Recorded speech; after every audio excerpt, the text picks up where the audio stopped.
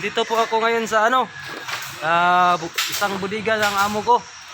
So, ang gagawin namin dito is mag-cutting kami ng tarpaulin.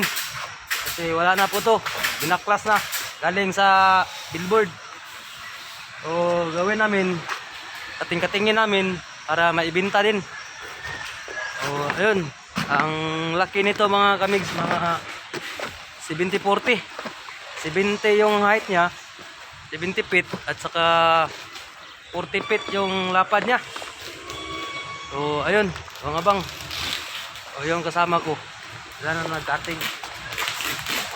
Ayun. Kung talagang gagawin ko dito mga kamigs, magdudugtong ako ng bakal. Galing gamit yung welding. Kasi napakarami yung bakal namin dito. Oh, yun oh. Yun. Para maidugtong ko at magamit pa rin. Kasi galing yan galing sa billboard. Pinaklas na kasi hindi na nagpa-renew yung may-ari ng lupa.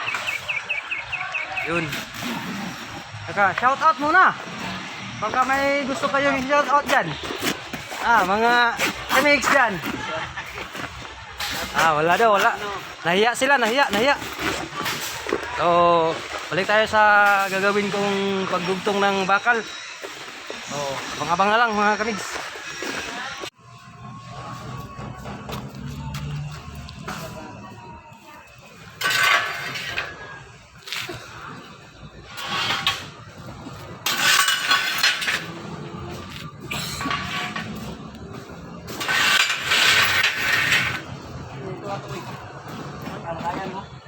Tumay. Kaya na, luloy pa. Op.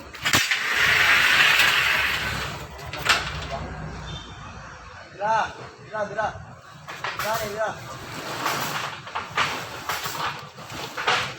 Patong 20 dire yo.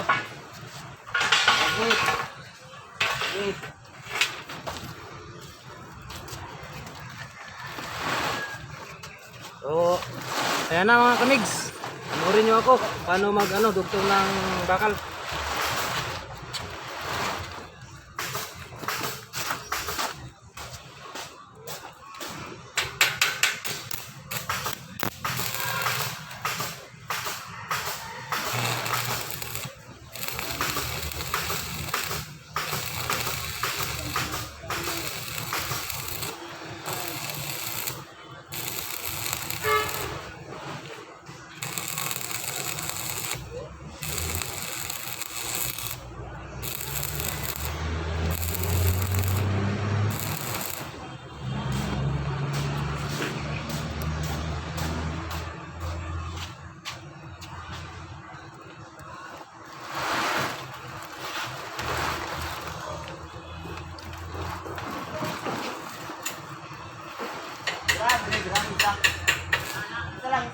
Isa lang, babaw.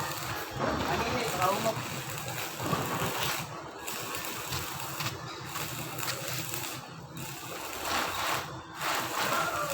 Isa lang ha.